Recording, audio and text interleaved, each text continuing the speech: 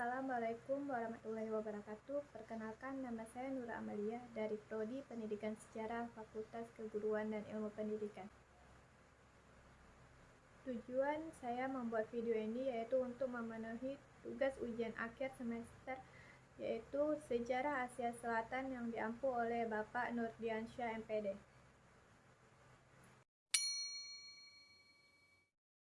Soal nomor 1, coba saudara uraikan sejarah kolonialisme dan dinamika konflik India dan Pakistan pasca kemerdekaan kedua negara. Konflik India dan Pakistan terjadi sejak kolonial Inggris membagi wilayah menjadi dua negara pada tahun 1947, sehingga menjadikan India dan Pakistan yang negara yang merdeka. Namun, pembagian wilayah Kashmir yang secara teritorial masuk ke dalam wilayah India menjadikan konflik yang terus berlanjut hingga saat ini, yaitu sejak Inggris memisahkan kedua wilayah ini, benturan kepentingan atas penguasa wilayah Kashmir ini menjelma menjadi sebuah konflik yang besar, yaitu antar negara. Nah, di mana awalnya Maharaja Kashmir Singh, seorang Hindu, saat itu menghadapi dilema apakah bergabung dengan India atau Pakistan.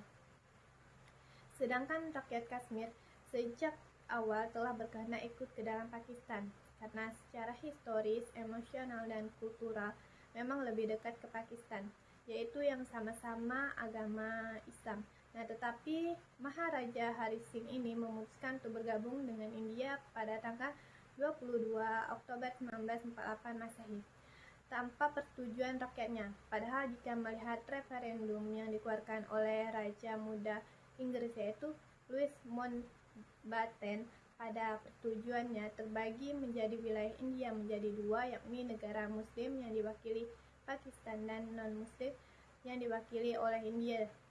Nah, sudah selayaknya Kashmir menjadi bagian dari Pakistan.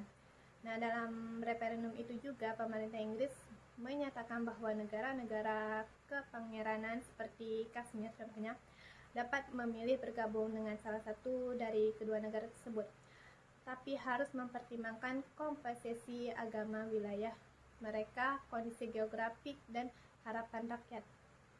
Akan tetapi, keputusan Maharaja Singh yang tidak sesuai dengan aspirasi rakyatnya sekaligus menyalahi referendum itu telah memposisikan Kashmir sebagai wilayah sengketa yang tidak terselesaikan.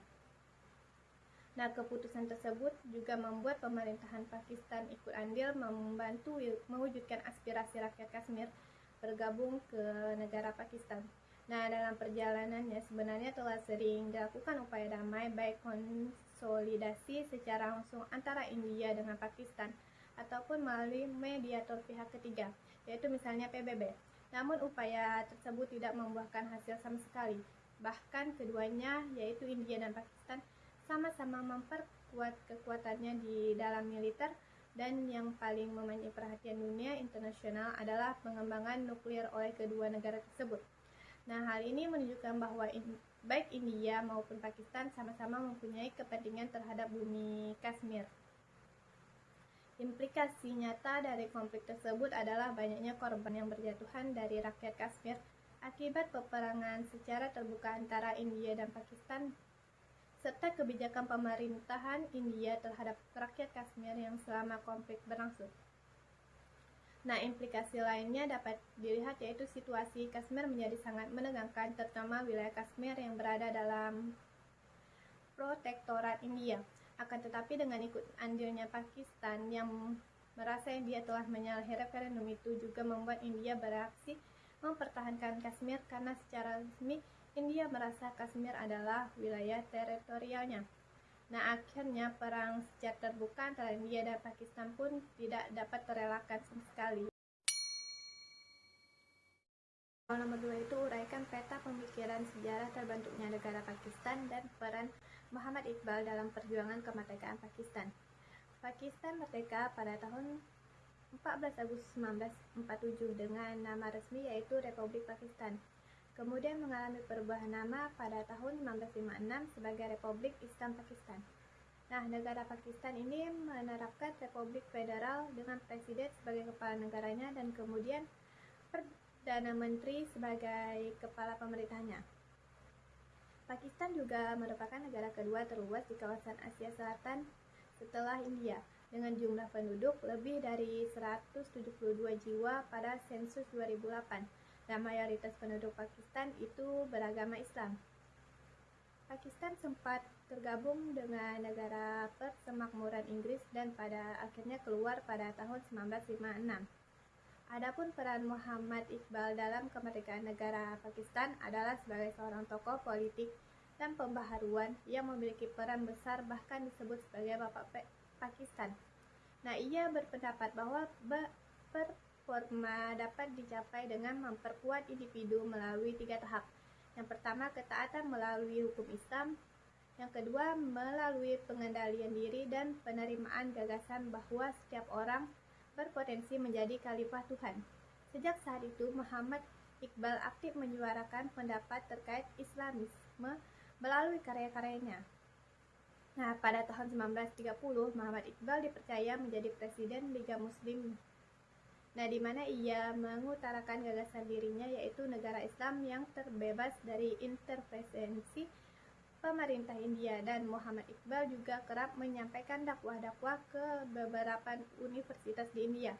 Sejauh itulah ide pemersatu tentang Islam mulai disebarkan. Kemudian Muhammad Iqbal akhirnya wafat pada April tahun 1938 dan disebut tokoh penting dalam pembaharuan Islam di Pakistan. Sampai pada akhirnya setelah beberapa lama terwujudlah cita-citanya, yaitu di mana negara Pakistan sebagai suatu negara Islam yang berdaulat. Soal nomor 3 itu coba saudara menganalisis bagaimana proses peristiwa terbentuknya negara Bangladesh. Nah, Bangladesh memperoleh kemerdekaannya pada tahun 1971 setelah berpisah dari Pakistan. Sebelumnya berdirinya Pakistan yaitu pada 1974, Bangladesh merupakan bagian dari India kuno klasik pada abad pertengahan dan abad kolonial. Nah, semenjak kemerdekaannya, Bangladesh telah mengalami periode pemerintahan demokratis dan militer. Bapak pendiri negara Bangladesh sendiri yaitu Syekh Mujibur Rahman. Soal nomor 4, uraikan serta analisis hubungan strategis bangsa-bangsa Asia Selatan seperti India, Pakistan, Bangladesh dengan negara Indonesia baik pasca kemerdekaan sampai dengan sekarang.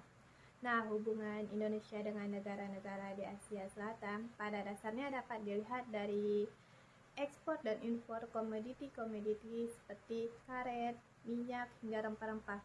Nah, salah satu negara Pakistan merupakan konsumen terbesar bagi ekspor Indonesia, yaitu pada tahun 1970 sampai 1979. Kemudian disusul oleh India dan Sri Lanka sebagai ekspor-impor Indonesia sebagai kedua dan ketiga.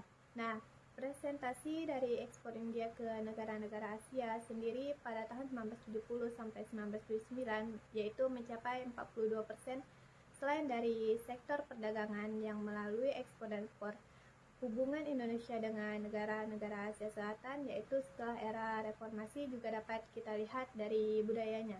Seperti Afghanistan yang sama-sama negara yang mayoritas negaranya yaitu Muslim, yang pada dasarnya telah terjalin hubungan selama 62 tahun dengan Indonesia. Nah, di mana hubungan Indonesia dengan Afghanistan terfokus pada hubungan pembangunan rekonsiliasi serta pembangunan kapasitas pelayanan kesehatan di masyarakat. Soal nomor 5, coba saudara analisis dinamika konflik sengketa wilayah Kashmir yang dilihat dari konflik masa lampaunya. Nah, konflik sengketa wilayah Kashmir itu bisa dilihat dari konfliknya dengan India dan Pakistan, yang mana konflik yang belum terlepas sampai saat itu karena tenggelamnya pada mata internasional. Nah, bagaimanapun juga keberadaan masalah Kashmir ini merupakan salah satu hal yang menjadi fokus perhatian hubungan Pakistan dan India selama bertahun-tahun. Nah, pasang surutnya hubungan India dengan Pakistan sangat ditentukan oleh masalah konflik yang terjadi di Kashmir, yang mana konflik India dan Pakistan dalam konflik Kashmir ini bermula sejak kemerdekaan India dan Pakistan yaitu pada tahun 1947 Masehi. Maharaja Kashmir Hari Singh yang merupakan seorang Hindu saat itu tengah menghadapi dilema apakah akan bergabung dengan India ataupun tidak. Itulah awal dari terjadinya konflik dinamika Kashmir. Baiklah, sekian dari penjelasan saya. Saya akhiri. Assalamualaikum warahmatullahi wabarakatuh.